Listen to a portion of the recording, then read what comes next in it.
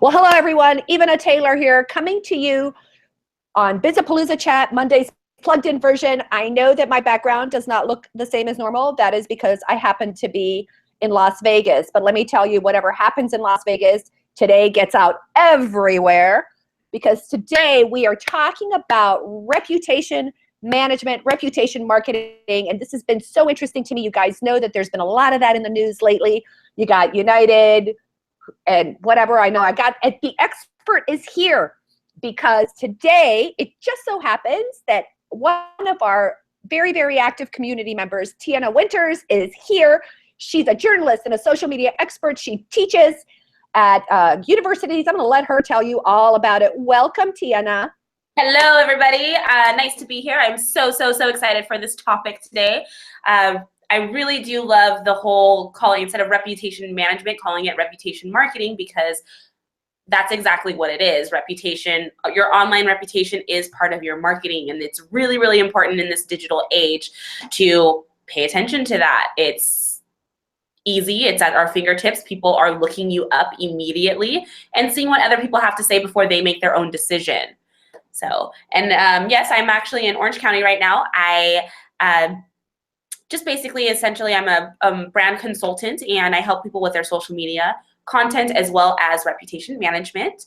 And I do teach every Wednesday to journalism students. I help them out at Mount San Antonio College, and I help them teach them about social media, branding themselves, how to use social media, and how to keep their reputation solid. So let's talk a little bit about that as folks are jumping into the chat and getting to know each other. We got a few folks in there already, and there's some warm-up questions that they're going to go through. But one of the things that I wanted to talk to you about, that we were chatting about in the green room a few minutes ago, is you said we were chatting about other chats. Yes. And you said something that I thought was like really intriguing. You said, you know, folks are playing it really safe out there because there were all these things going on. Say more about that. Say what's been on your mind, and what should we be talking about?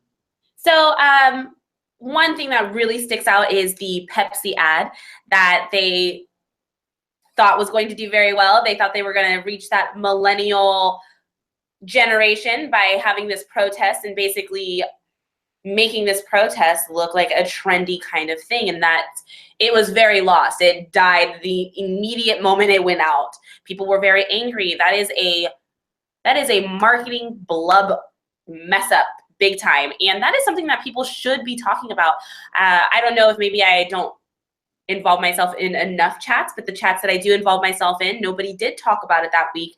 And I just found that very interesting. I even rarely saw a few tweets on that from marketers about that mess up. And that is something that we do need to be talking about, especially in this day and age, because these kinds of things are happening. These things are online. This is where we're going, and those topics need to be brought up so that those mistakes don't happen again, because essentially that was a marketing thing. And Pepsi it ties in again, reputation management. It ties in with that because it was a PR disaster. It was a marketing disaster. It was a televised disaster. I don't know, broadcasting, something like that. But it was just really, really bad. Social media, people, they had a field day on Twitter. Twitter is actually my favorite platform to watch because they have no chill. They will tear you apart very quickly and very easily, and you know it's going to filter down to the other channel. So what is it that you think that these brands don't understand that has them behaving this way or being such social media fodder? One thing that I think was a major issue, at least with the Pepsi ad, was I'm not sure what their boardroom looks like. Maybe there is a lack of diversity in that boardroom between women, minorities, things like that. I think diversity is very important when you're making those kinds of decisions. And it's not even, when I talk diversity, it's not only just gender and minorities and ethnicities. It's age groups as well. I mean, they were targeting a certain demographic, and I'm curious, I would love to been there to see if any of that demographic that they were targeting was in there to help make that decision. I mean, that ad had to go through so many eyes and ears and hands before it got published, and it still was published, and they still thought it was okay. And it wasn't. They really, really, really, really missed the mark. And even though they said we clearly missed the mark, it's like, duh, you missed the mark. You know, all these things have to go through legal, and you know how conservative legal can be. That's very, very shocking. But, you know, I am so late to the party on this.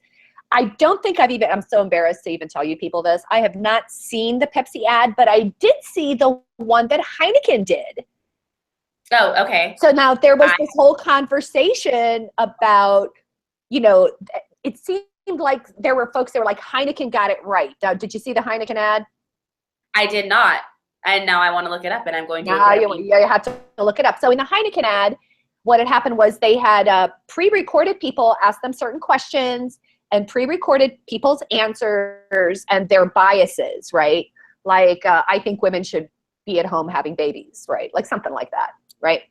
So they pre-recorded their biases, and then they put these different people with conflicting points of view into a room where they had to build something. They built a bar, right? And then right before they saw the video with what each of the people had said, and then they were given the choice: you can leave or you can stay and have a drink. Oh. And then the people decided to stay and have a drink. That's awesome. Right? So that they got a lot of reviews for that. They got a lot of raves for that as something gone right. Yeah. You know, so I think one of the things that you're bringing up that's going to come up in our question coming up here shortly is that reputations are formed like 24/7. Absolutely. Absolutely. All day long. All day long. So it's not, I know we're talking about ads right now, but I think that's the big misunderstanding. That I asked you, what is it that they don't get about social media? And I think a lot of businesses, and I'm going to speak broadly, don't get that social media is 24/7. I agree with you. This is what I have seen in my experience on multiple occasions when it does come to brands.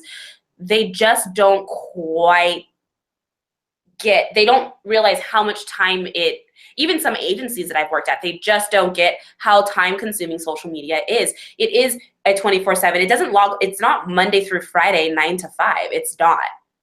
It's not. If your demographic, when you're looking at your insights and your demographic is mostly everyone's out there at 8 o'clock, why are you not scheduling your stuff at 8 o'clock? Why are you not engaging at 8 o'clock? That is something that, and I don't know if I don't feel like social media is new, but I do think it's still kind of new with businesses and brands utilizing the power of social media. So I think there's still a lot of, what is it called? There's still a lot to learn, essentially, on how a brand can utilize social media and rope that power in to make it work for them. And again, like we were talking about earlier, it's not about the hard sell. It's about engaging content. It's about being a real person, letting you connect the brand to the actual consumer and people that you're trying to look at.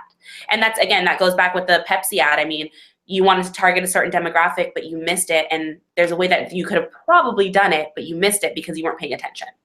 Exactly. So, you know, I wish that I could tell you, like, I'm being so self-revealing. I wish that I could tell you that I did this on purpose, but I picked the one question about who would you want to meet, living or dead? And I just thought it was an interesting question. But as we're chatting, I'm realizing that the core to that answer, whoever that is for you, is truly based on their reputation. What are they known for? Mm-hmm. Right? How smart am I? Didn't even occur to me. Who would you like to meet and why? There's so many. Let's see. Well, I do love Marilyn Monroe just because I love Marilyn Monroe. I think she is wonderful. Mine are a lot of people that probably aren't living anymore. I really love politics, so Abraham Lincoln would probably be somebody that I would love to meet. Jackie O, JFK. I know it's the anniversary right now, so I mean, I've been seeing a lot of publication and articles on him, and I'm just so obsessed with that whole Camelot theory. And but that actually is very interesting because when I was on the plane last week, I watched that movie Jackie with Natalie Portman, right? And the way because if you think about it, if you look back at his presidency, there wasn't anything major that really stuck out in his short term. but her branding that she did after that to make sure his memory was kept alive, down to the funeral, down to what she said to the reporters after his death, she really did market the heck out of her husband. And I found that very, very interesting because she was just so devoted to him, but she wanted to make sure that he had that legacy. Even picking Camelot was basically picked by her. I mean, so I found that amazing, and now I'm even more obsessed with that entire family. So to me, I thought that was fascinating. I love that. I love that answer. And people are always shocked because my two people are alive, and my two people are Oprah and Madonna.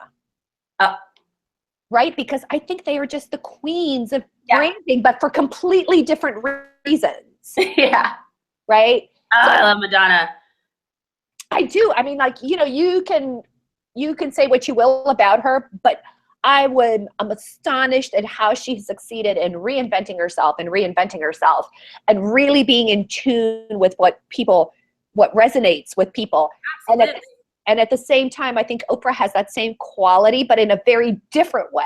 Mm-hmm. In a very different way. And so now my question to you is, talk a little bit about question number one is, does everyone have an online reputation? Absolutely. Whether you like it or not, you have a online reputation. You just do. You may not be online. There's a lot of people that are still not online in 2017, not even have a website, which is amazing to me. People do rely heavily. I know that a lot of businesses, even when I was younger and I was working at restaurants, I worked at places, for instance, like Macaroni Grill was one place. They relied heavily on word of mouth. And I always wonder why they didn't advertise on TV, on radio, because they relied heavily on that word of mouth and that connection. Well, now social media is essentially the same thing. So people are like, oh, well, that's online. It's like, no, it really is the word of mouth, because if you're not online, that's fine, but your consumers and your clients are. They will find you online. Yelp has for instance, Yelp is, do you need to claim this business? Your page will already be there.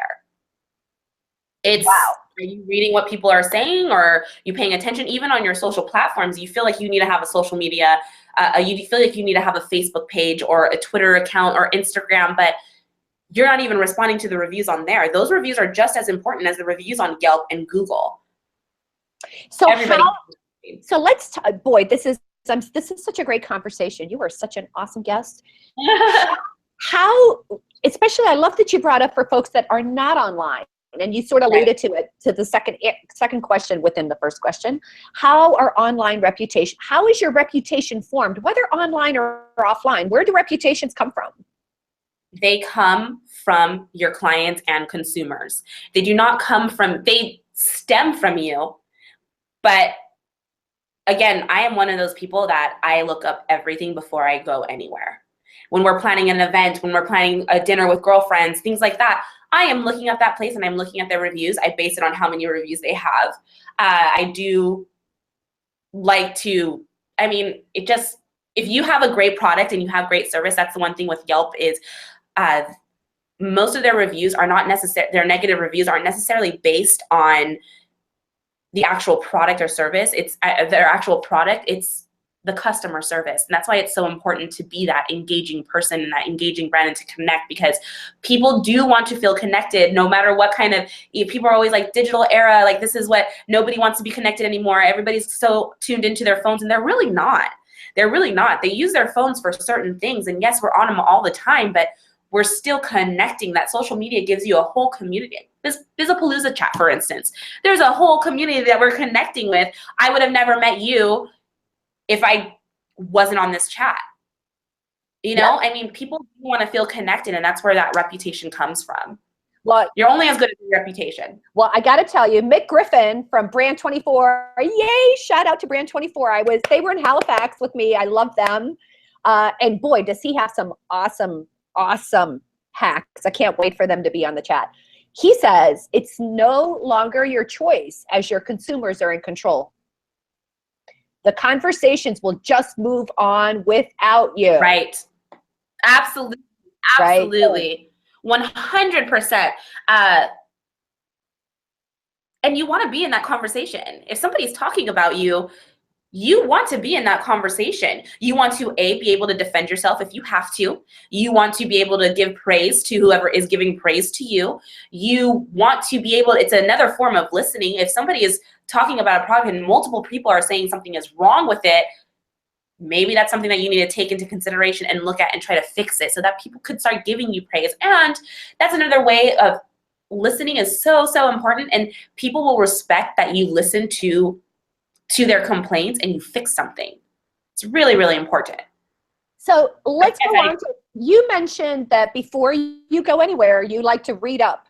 Now, how do you know what to believe? Do you believe what you read? How do you parse out, these reviews that are out there? So this is something that is a little trickier. It is, but it isn't. I think a lot of brands don't have a lot of faith in their consumers sometimes, which is unfortunate because we're not dummies. But people, what I do is I base it on how many reviews that place has had. I may really want to try a place, but I'm a little iffy on it. But if they only have 5 reviews and say they're all negative, I'm like, I might still go try it out. But when they have hundreds of reviews and I feel like it's a pretty even mix of positive and negative, what I see is I actually just read the reviews. People really do read other people's reviews. We trust strangers when it comes to those kinds of things. And it's very easy to filter it out once you're reading them if they're just complaining for the sake of complaining or if they actually have a valid concern. And it's just using your critical thinking skills, and we all have them. We all have them. It's just a matter of if you're going to utilize them or not. Awesome. I am tweeting something you said that I thought was really brilliant, which is that your business does, because reviews, and I should say positive reviews, of course, but the quantity of reviews and the more positive reviews you have equals money. I don't know if you've seen any statistics. I saw something, but I'm afraid, well, that's going to come up later in the chat, right? But reviews are profitable, right? And bless you. And the more reviews you have, and the more reviews you have, the more credibility you have, right? Is that what you're saying? Absolutely. Absolutely, because people are leaving reviews, and that's the thing too. People care enough to leave a review, and I love when people leave tips in their reviews, things that you may have not known ahead of time, and you know that they've actually been there. You know that they wish of things that everybody would love to know, like, if you ask for this, they'll give it to you on the side, or they love to know tips before you go there so that you can feel like that it's like a secret menu kind of thing. They love those kinds of things. And that's why people trust these strangers, because they're consumers as well, just like you are. They're looking for the same kind of experience that you are. I mean, even if you wanted to know if a restaurant was child friendly, for instance, you may not know that based on someone's review or not. So, or just by looking them up on the website. So you got to respond to Jason. Jason says, remember Jason Michael? He says he doesn't believe most reviews on the web. He likes to find out for himself. What can you tell him?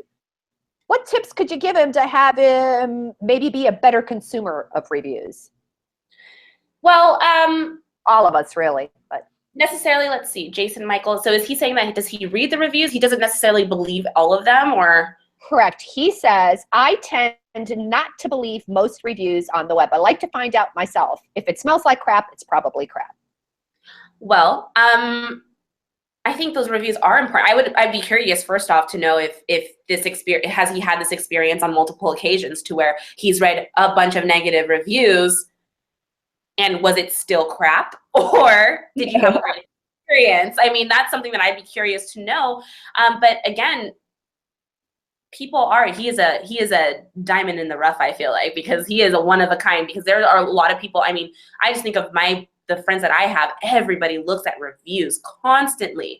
So I'd just be curious is that how that happens, or has he had great experiences regarding against those negative reviews? That's what I would just be curious about. Yeah. Because that happens too. But that's why you got to filter out those reviews, because you really do got to take the time to read them, because again, some people do complain for the sake of complaining.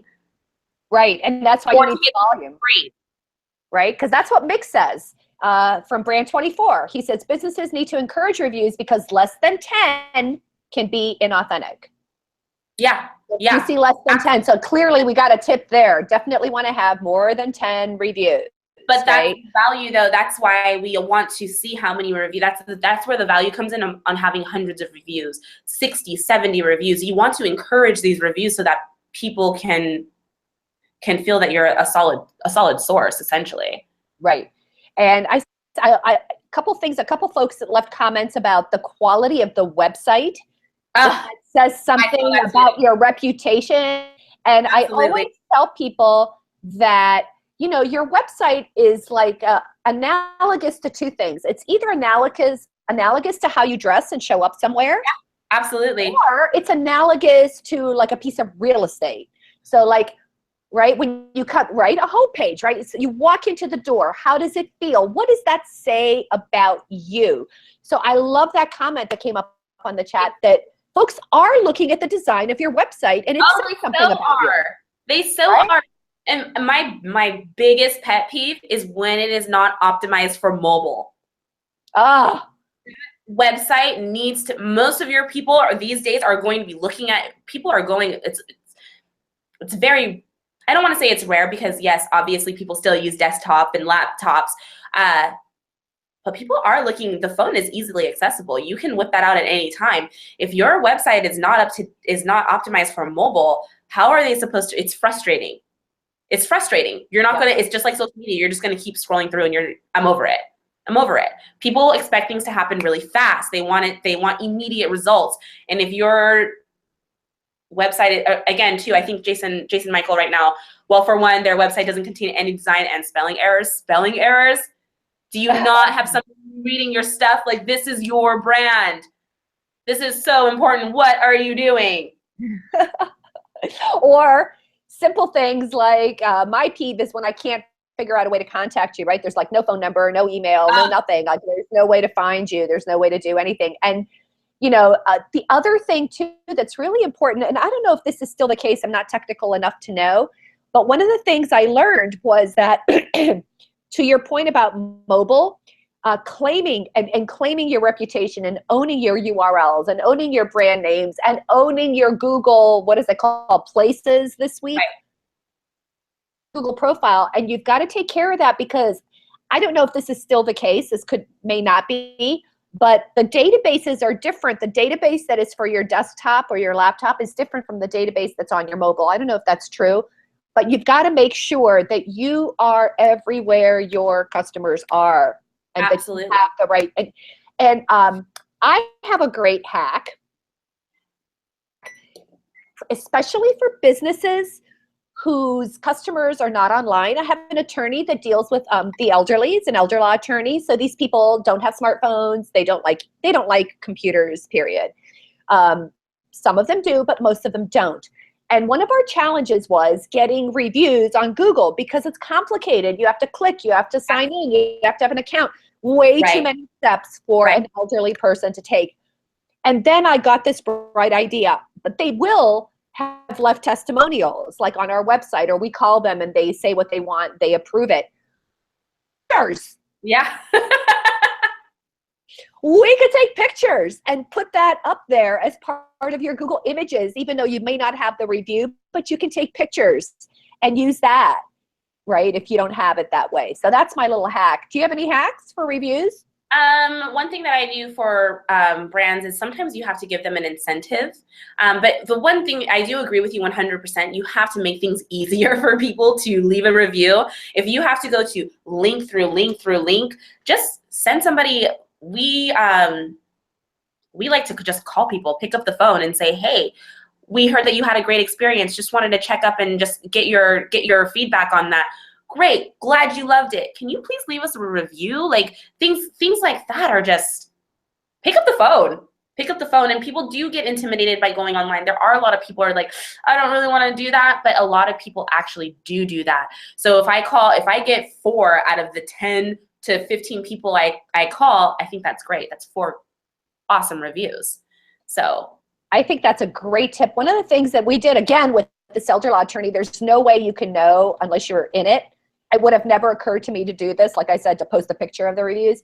But the other thing that I did was, because it was so hard, is we would have the call, we would get their review, we would write it down, and then we would email it to them and say, here's what you said, here's a link to send it to, cut and paste and put it in there. Oh. But again, not as successful. But I did read somewhere in my research that people actually, and I don't know what you know about this, when it comes to reviews, that they actually like to see reviews on the website. They do. And that's just another way to make reviews accessible. There have been places that I've worked for that whenever they have a visit, it's a rate your visit kind of thing. Is there anything else you'd like to say? And that automatically just goes into the feed. Now, with that, though, when it comes to leaving reviews on your website, it's really important not to just pick and choose which reviews go on there. I refuse to believe that a place has nothing but 100%. Only one place I've worked with has 100% awesome reviews. 5-star all the way across. But it's really important for the transparency to see that there are people that are a little negative or had a weird experience or something like that. And that's where it really comes in on how you handle it too. You have to be honest, you have to be truthful, and you have to let others see what others really, really, truly think about things. That's great. So that's when it comes to websites, I feel like they have more control of what kind of reviews show up. But again, just be honest. Just be honest. Don't isn't always the end of the world. It's how you handle that negative review that is very telling of yourself. And again, consumers do make up their own mind. We are critical thinkers. We're not morons. They will know when somebody's being unreasonable or a troll, essentially. Oh, absolutely. And that's such a great point. So let's move on to figuring out what your online reputation is. So while you check the Twitter stream, I have to tell you a funny story. I don't even know if I've told anybody this on the chat, but back in the day, probably around 2000, I don't know, 3, 4, 5, no, I don't even, maybe about 6. I don't remember. I Googled my name because I know that, what's his name? Mike said you should Google yourself, right? How do you find your online reputation? And when I Googled myself, Tiana, what came up before I started a lot of my content was Evana Taylor, the sexy blow-up doll, like a sex toy. Oh. Named a sex toy, Evana Taylor. I'm like, really? But she was a blonde, so I figured I was safe. I just thought that was like really something, and I was like, wow, I've got to like overwhelm Google with content so that I'm the one who comes up. And now I think because she is a sex toy, like Google, cleaned her out. But my question for you is, what are some great ways to find out what your online reputation is? And it may not have to be online. It may be, like, let's just brainstorm. Great ways, networking, for one. When people want to interview you, give them an interview. That is something that really helped me a lot when I was just in college as a journalist for the school paper. I mean, things like that. But content is the easiest, fastest, best way. That fresh content, having a social media channel, platform, things like that, and being active on those platforms. One thing I noticed since I started doing chats in May, my Google ranking, I guess, essentially has gone up significantly. I actually see, for instance, I see a lot of the Bizapalooza chats in there. Those are actually on there too. So involve yourself in these chats because that's actually giving you fresh content too. These are things that are really, really important, and they're so easy. You're not even writing the content. You're just involved in the conversation, and there you are in the Google ranking, and then you won't have to worry about the sex doll anymore because your chat that you did on Tuesday is fabulous and it's great, and you were involved. And I know that a lot of people, when they are in chats, they get a little worried because they're like, oh, this is too much for me. Sit back and just watch it sometimes, but do get involved because everybody's so nice. Everybody's so nice. And there's so many to choose from. I had to rebuild my, I have a little calendar directory. I think I'll share it here at some point, where I'm keeping track of all the best chats for small business. calendar. It's got the date and the time. And sometimes it has who the host is. And so if you are also on a Google Calendar, all you have to do is click on the event and you can add it to your calendar. A wonderful, wonderful way to discover your reputation. Really easy. Really easy. It's just easy. And you know what? You're exactly right. One of the other things you could do is when you mentioned networking, and that kind of gave me an idea. One of the other things you could do is create a sort of an agreement with some friends, with some other business owners, and go to a networking event and ask about the other person. Absolutely. Think about so-and-so, what have you heard? What are they like? That way, then you can all come together and share what you learned. And that's the other thing too, that this is why, one reason why I really love marketing is, again, my boyfriend sells food. He works for US Foods. There's a lot of competition in that industry, but what I've noticed since I started marketing, there's a lot of people that are there to help you. There's enough to go around. Nobody is greedy. There's so much help there that people want to share your stuff. People want to connect with you. People want to lift you up. And it's really, really great. And again, just like you reaching out to me to help you with this chat, I mean, something like that is, we all help each other. And I love that community. And that's why I love social media, is because it really does bring you together. It has you meet people that you would have never met before. And you really do want to treat others as you want to be treated.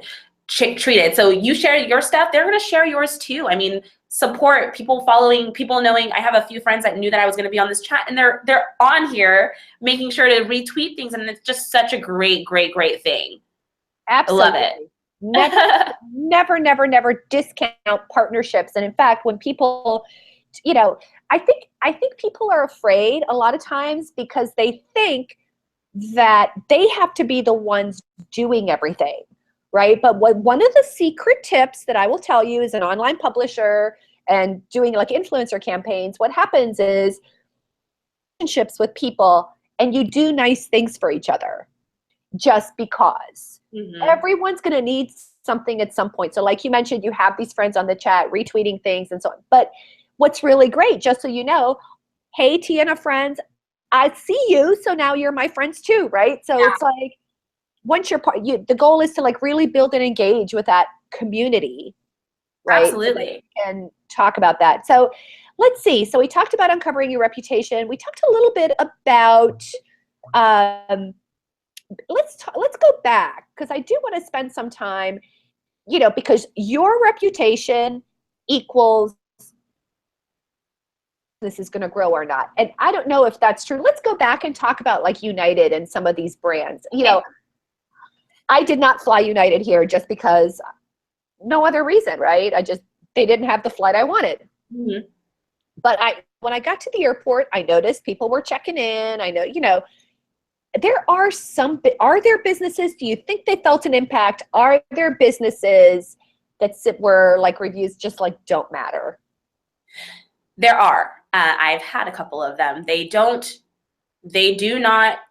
they need it. And this goes back to again, with everything, is you need something, but you don't have a strategy or essentially know even how to utilize it.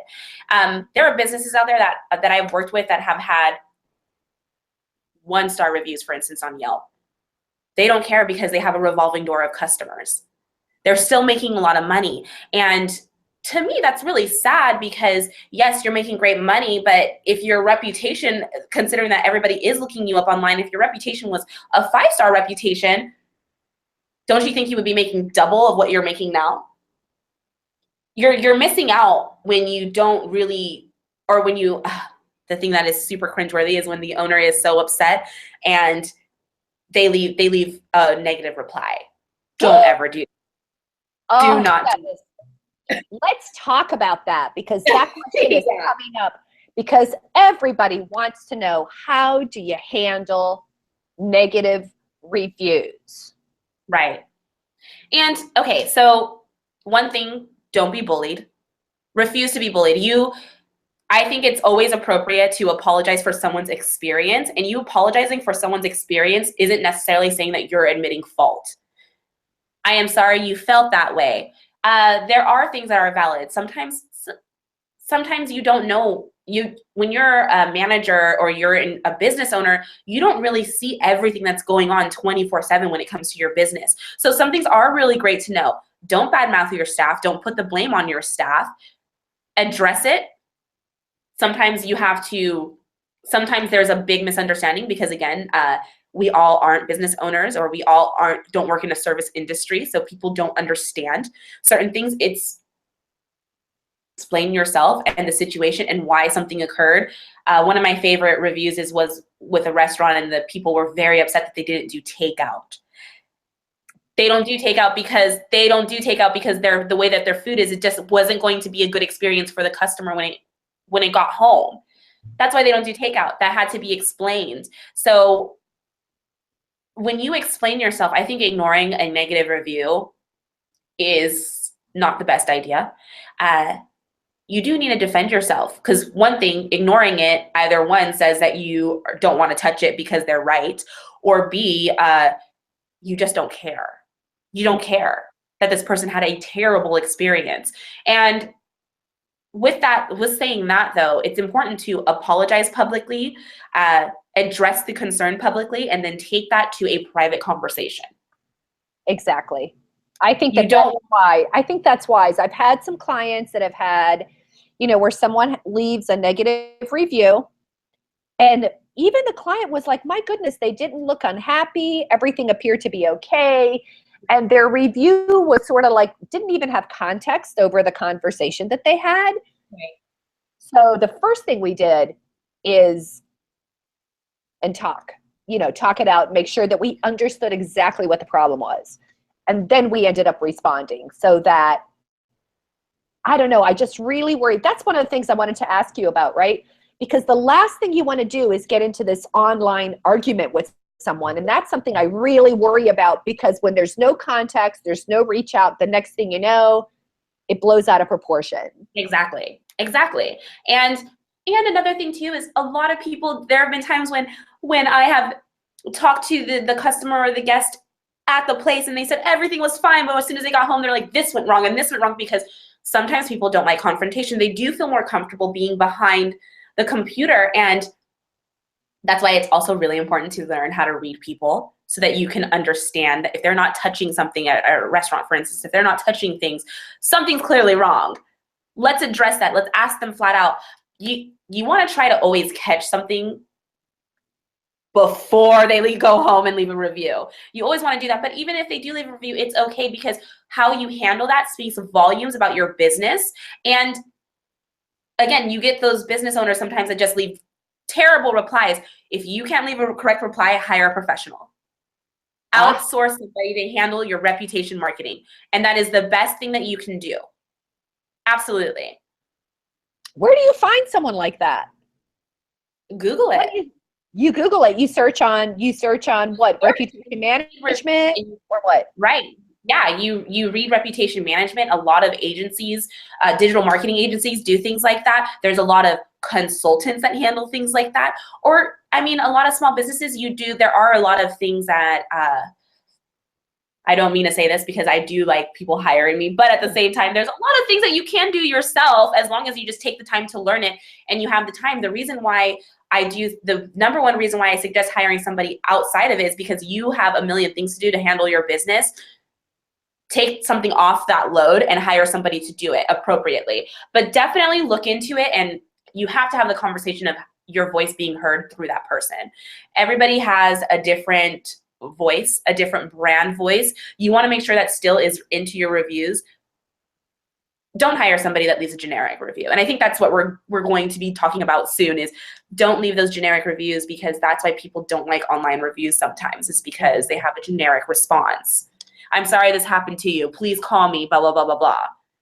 Right. Why are you having that client?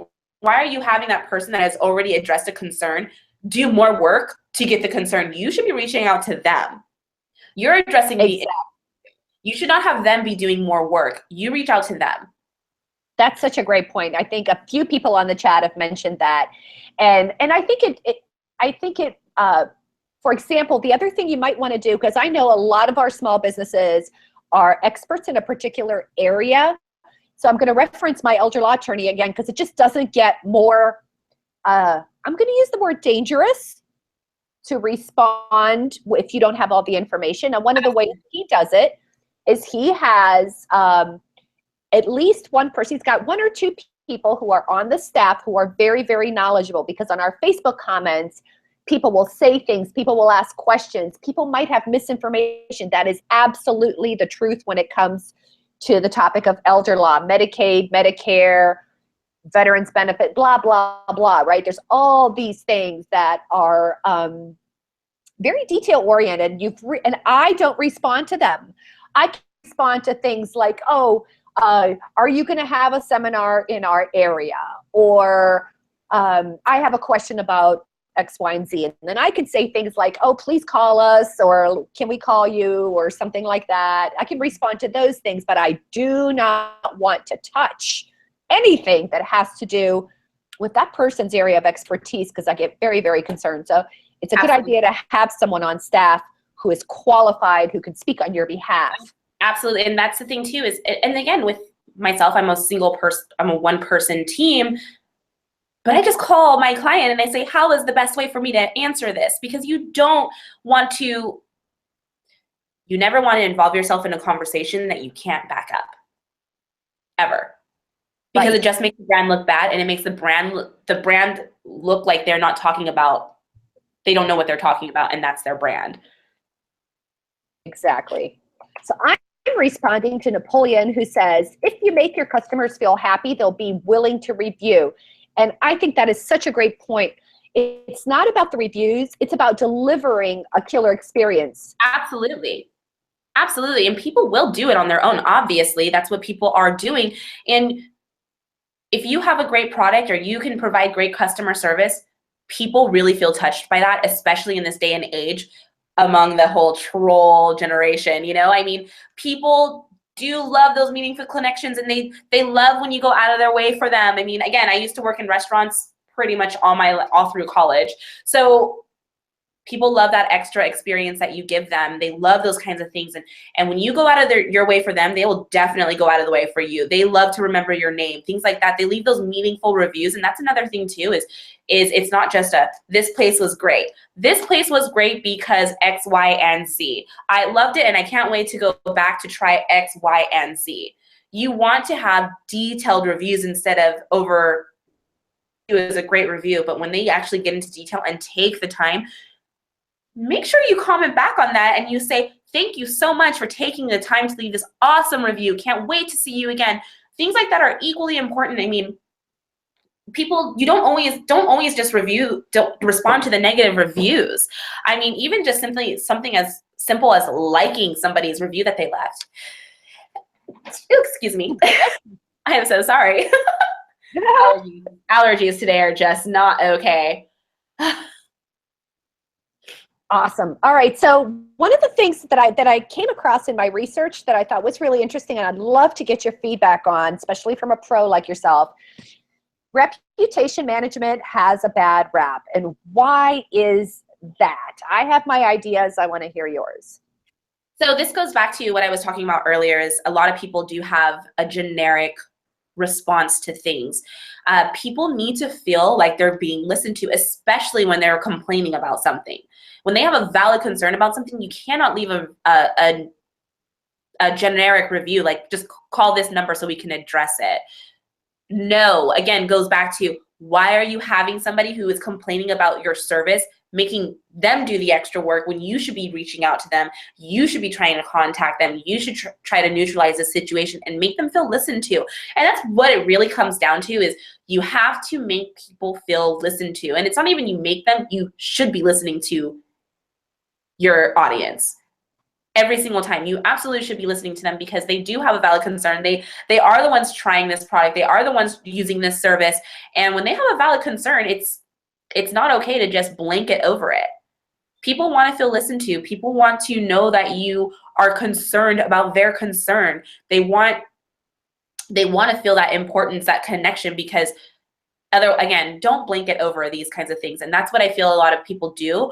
Or again, sometimes people don't know how to respond to negative reviews, so they just respond like, well, you're a dingleberry or something like that. Don't do that. Don't do that. That is so funny. So one of the reasons that I think reputation management has a bad rap is because I've seen too often, and I hope that this is changing now, but I've seen too often brands only start managing their reputation after something bad happens. Whereas that's why I love the distinction of calling it reputation marketing, because it should be constantly going on. There should be, that's what we've been talking about. That's what everyone on the chat is talking about. This idea of being present, being connected to your customer, and just like really being there for them. And that is a marketing activity. Whereas reputation management almost like crisis management after something has already happened. Exactly. And I love that we're calling it reputation marketing over management. I really, really love that, because that's exactly what it is. And that's why, again, it goes back to listening, social listening, for instance. You have to be everywhere. People don't just leave reviews on Yelp. People don't just leave reviews on Google. Their reviews are on your social media platforms. They're on Google, they're on Yelp, they're everywhere. They're on Twitter. I mean, you have to be able to have somebody watching and paying attention to these things every single day, because again, like we said, these are things that are left 24/7. It's not just a Monday through Friday 9 to 5 kind of thing. People go out on the weekends. People use services on the weekends. You have to address these concerns as quickly as possible. Exactly. So let's really get down into the tip zone, which is my favorite thing. What are some of the ways to protect your brand's online reputation? The first thing that occurs to me, first of all, as we just said it, treat it like marketing, treat it like an ongoing activity. Right. And of course, can I just say the obvious? Take a look at your operation. Maybe it's because I have a manufacturing background, but the best way to have a great reputation is to be ruthless. Yeah, absolutely. Right? About delivering a great experience.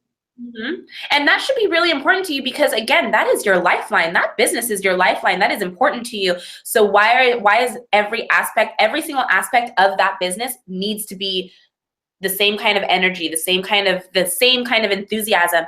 Because again, especially in this day and age, online reputation is so important. So you need to be enthusiastic about how you treat that as well. So yes, absolutely. That's funny. Mick is cracking me up. Mick Griffin says, "Don't be a douche online or offline." Yeah, oh, I know. Yeah, that would certainly take care of the situation. Because that offline experience ends up online. Exactly. And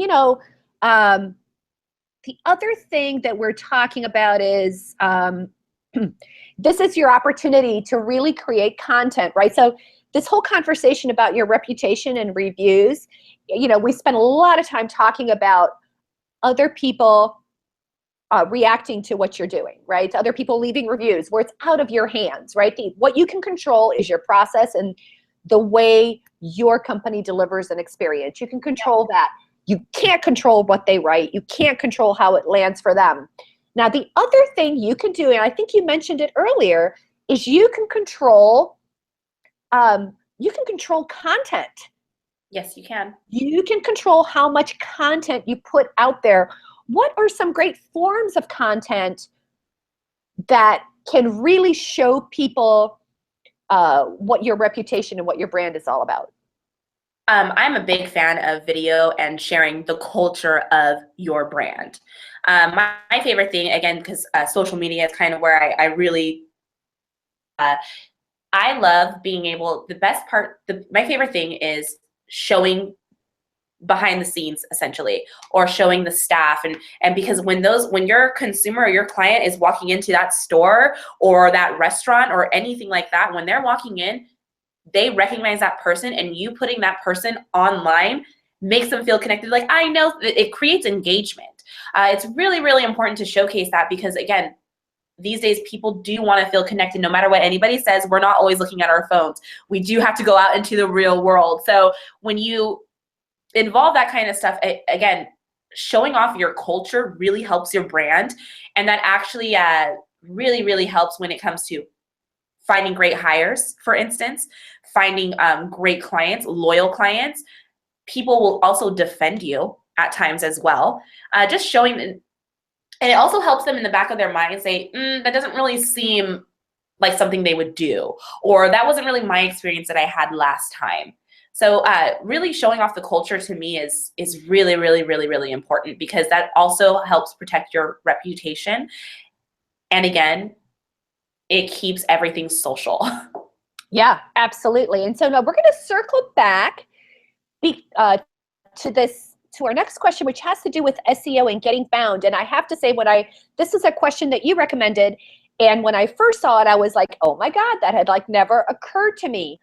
And you mentioned a little bit earlier how if you're on a Twitter chat or something, your brand will get found as part of the engagement. Say more about that. What else is included in this, like SEO that's related to reputation management? So one thing that I highly recommend, even when you are responding, because again, reviews do show up when you are searching for a certain brand or a company. It's really important when you're speaking in those reviews to mention your SEO keywords. Put those keywords in your responses. So for instance, say somebody, you had a restaurant that was a barbecue restaurant. I really loved the short rib sandwich, I'm so happy that you love the short rib sandwich. I'm so glad that you love our barbecue. Those keywords that help you be found, you have to put those also in your responses, whether negative or positive, because that actually, those keywords, those search words are amazing and they do wonders. You have to make sure you utilize those to the utmost power. So put those in your responses, put those in your post, things like that. So that's one major tip that I suggest. That is a great little hack. So let me see if I understood what you said. You said when someone leaves a review, they've got keywords in there and you should lift those. Yes, absolutely. What I mean is, so say you are a barbecue restaurant, right? Clearly your keywords are barbecue or Huntington Beach, things like that.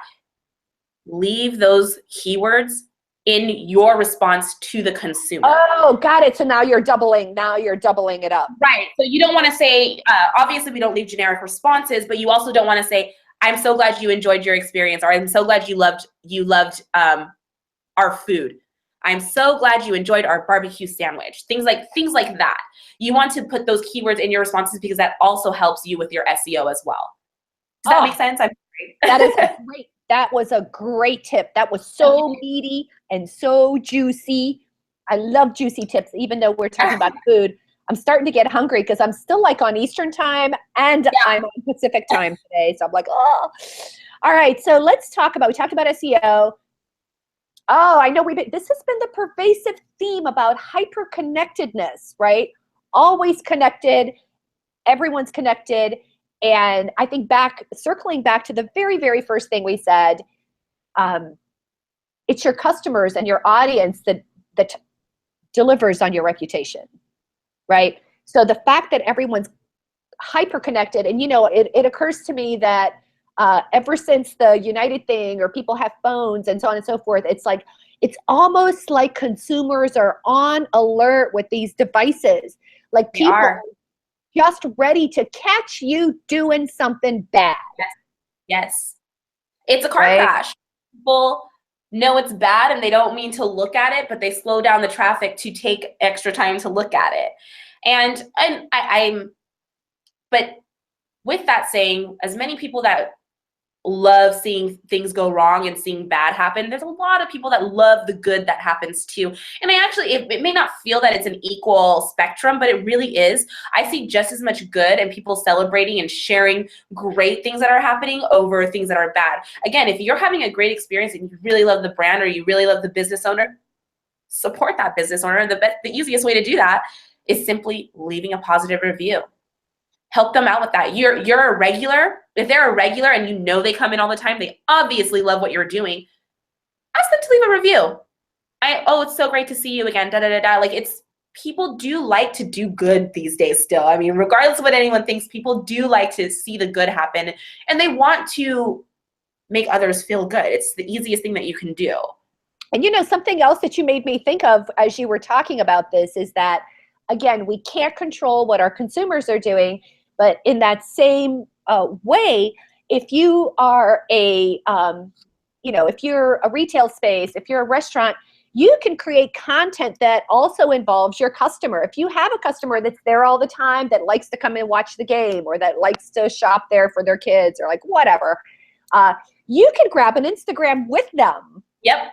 Leave and it post that on your page or whatever, right? So you know what? I love that you come in all the time. You're one of our top clients. Can we take a video of why you love this place so much?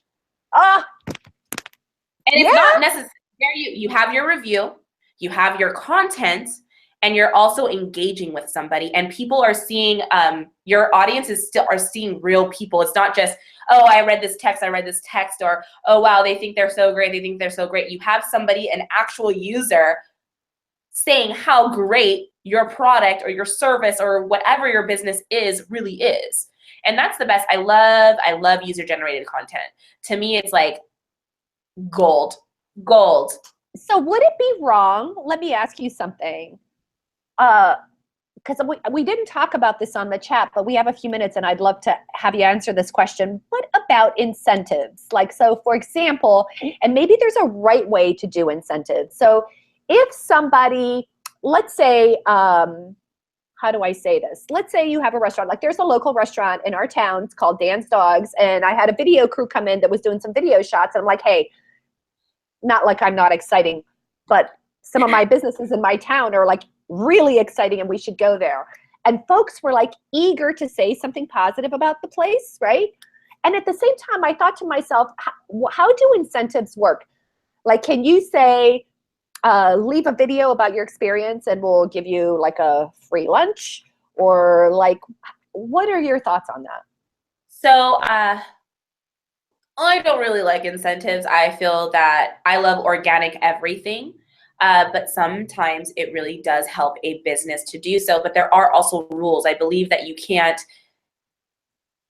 just tell somebody to go on Yelp and I'll give you a $25 gift card. You can't just do that. You have to do it through a third-party site, asking them to leave a review on this third-party site. Say, we would love to do that, and in return, we would love to just, for your time, we would just it's all in the wording. We'd love to leave you that $25 gift card. But again, I'm not a big fan of incentives, but they do work. To me, people will leave a review if they want to leave a review. I think just honestly asking them to do it, follow-ups are great. I feel, in my experience, I feel that with incentives or without incentives, I get the same results. There you have it. You know, I do a lot of customer feedback work, and it never fails that when I talk to a client, they'll say, should we do incentives? Should we do incentives? And these are like B2B things, right? So typically I'm talking to another business owner, and honest to goodness, just like you, I have actually found that people are happy to share and happy to give feedback. And I have not seen incentives. I've only seen them cost us money. I haven't seen them impact rates. But what about, instead of using the word incentive, what about a thank you? Simple. After the fact. Is that allowed? Yeah, absolutely. Because again, you're still connecting and you're opening up a channel to reach out to that person. And again, when someone does something for you, it is never wrong for you to go out of your way to say thank you. Thank you goes a long way. And then it solidifies it. You gave us something. I asked you to do something to help us out. You did it. Thank you so much for doing so. I really appreciate it. And that's just another thing with customer service. And again, you've circled around their entire experience. They've already had a great experience. That's why they're leaving a review. But you went back to say thank you about it. And those kinds of things are awesome. I mean, I've used this example before in previous chats. Del Frisco's, the steakhouse, they actually send all their clients thank you cards for coming in. So when they come home, they get their mail and they see that they have this handwritten thank you note. And those are things to me that is great customer service. It's very telling of your brand. And again, it's just polite. It's just polite. It's the right thing to do. Civility. And it's not difficult. I think I'm going to have a whole other strategy called civility as a marketing strategy. Yeah. Right? Okay, so we're like out of time. What are your parting words? Where can people get more information about you? Well, you can go onto my website, info@tianawinters.com. It is actually on my, the link is actually on my Twitter profile. And you can also just message me. I mean, I'm very open to helping anybody out. And I also learn from others when I'm teaching them. So that's great. I love that community. And the one thing, again, is just be human, be real, and treat others how you want to be treated, especially when it comes to reputation management. And number one, more than anything, listen. Listen to what they have to say and what they are telling you. Well, I can't think of a better way to end this. And there you have it, people. Another awesome Bizapalooza chat plugged in the bag. Keep chatting. And you can join the chat anytime. Keep chatting. Ask questions. We're all here for you. Until next week, we'll see you next Monday, 2 p.m. Eastern, 11 a.m. Pacific, and Thursdays, 8 p.m. Eastern, 5 p.m. Pacific. We are unplugging on Thursdays and rocking it out. Tiana, thank you so much for being our guest today. You're welcome. Thanks for having me.